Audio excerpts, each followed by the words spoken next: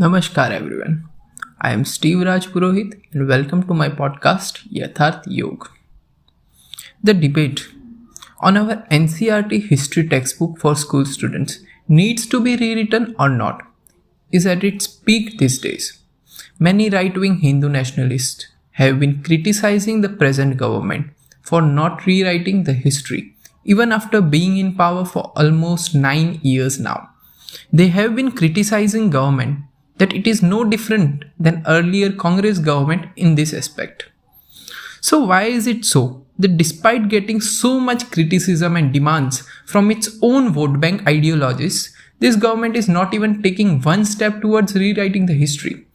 The BJP party and its ideological guru RSS, when were not in power, had been criticizing government since years for the way our history textbooks are portrayed.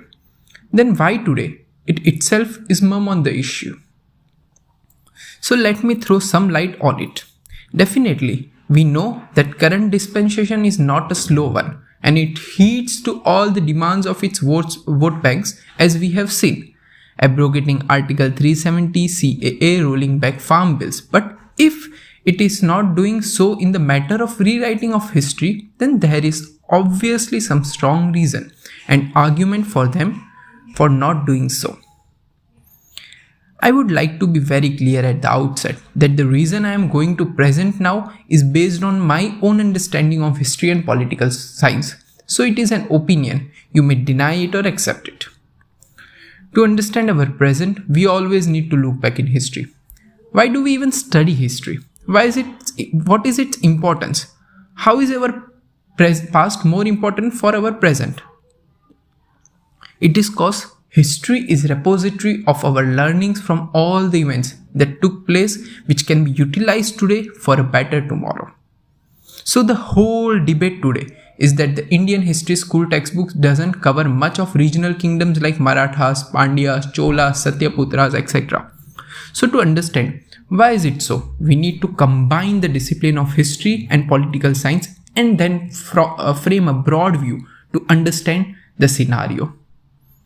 When we look back in history, when Alexander invaded India, our Indian subcontinent was broken into many small kingdoms, and as it is even said, a famous story that Chanakya went to the court of Dhanananda to ask him to unite all kingdoms to fight Alexander. But as he declined and insulted Chanakya, it led to Chandragupta Maurya becoming the king with the support of Chanakya. And they both created a centralized vast empire and thus were even able to defeat Seleucus Nicator, who was the general of Alexander, sitting in the northwestern Indian subcontinent.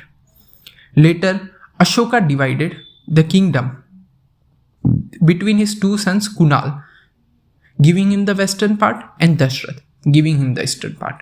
And thus with time, both of them fell to many small kingdoms. As a result, division of kingdoms and many invasions took place from north west like Bactrians and Scythians. But later Gupta dynasty under Chandragupta I and Samudragupta were able to create a vast empire once again and ruled for almost 3 centuries with very impressive administration. But again, with the loss of effective ruler of the dynasty, the kingdom started dividing. And from 7th century AD to 10th century AD, we had many small kingdoms and divided ones. And this divided, fighting among themselves kingdoms effectively benefited the early Muslim invaders. Sabuktigin defeated Jaipal in the northwest. And later his son Mahmud of Ghazni, we know very well how he plundered and devastated India. Mahmud Ghori later came and one by one defeated all the divided small kingdoms and created the Delhi Sultanate. From then till the time of Aurangzeb, the empire kept expanding. But yeah, we must keep in mind here that there was no uniting nationalist spirit during this period. The Hindu majority repelled undoubtedly the rule of Mongolian and Turkic Islamists. Akbar needs a special mention here. His empire is considered one of the greatest, and it was so because he was the only one who conducted these inter-religion conferences at Ibadat Khana and even went on to establish his own faith, Din-e-Ilahi. This shows his inclination towards somewhat religious tolerance towards other religions. The Portugal. Now let's come to the European powers, how they invaded India and how it shaped the history of India. The Portugal was the earliest one to reach India during the period of Lodi dynasty in India. Their major interests were commercial initially, but later the religious conversion policy gave them a death blow. The major European power in India during 17th century were English and the French, who both were commercially growing at a fast pace, but there was no political power to them yet. After the death of Aurangzeb in 1707, whose Deccan policy and anti-Hindu policy had erased the trust of many communities, and this led to many small kingdoms started breaking up from the Mughal umbrella. We saw rise of independent kingdoms, the Bengal under Murshid Quli Khan, many Rajput, Sikh kingdom under Ranjit Singh, Hyderabad, Carnatic, Mysore, we know the Hindu Vodiyar dynasty and later on Hyder Ali and Tipu Sultan, Awadh. These were the many new small independent kingdoms.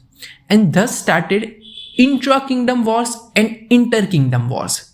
This was effectively used by both French and English to consolidate their commercial interests earlier, but political interests later.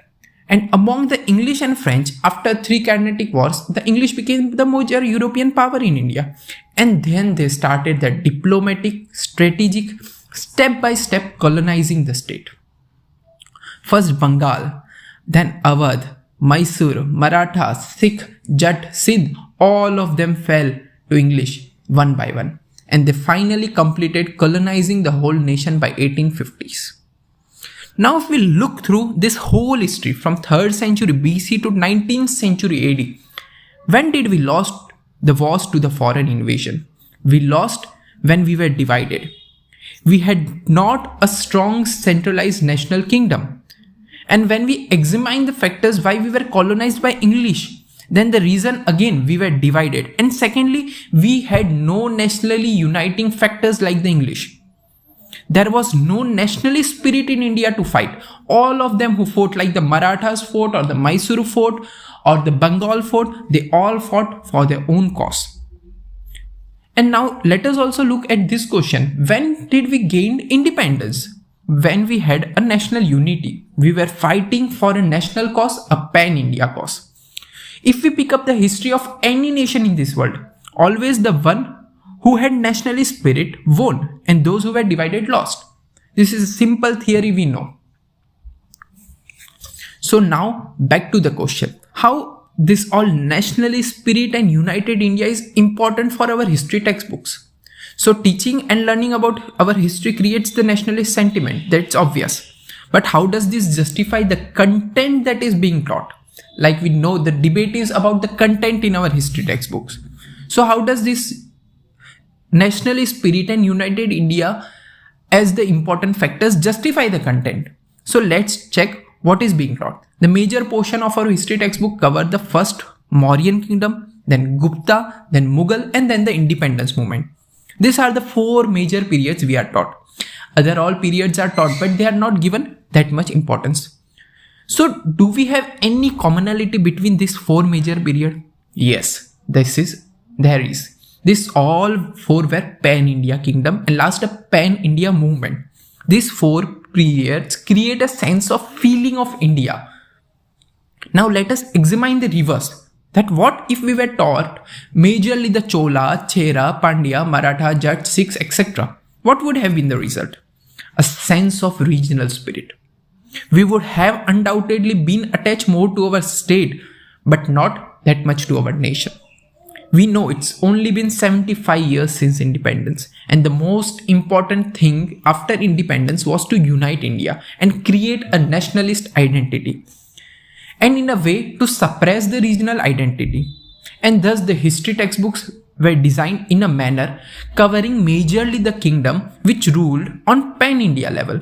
We till date see the sentiments like free Khalistan and a separate Tamil nation.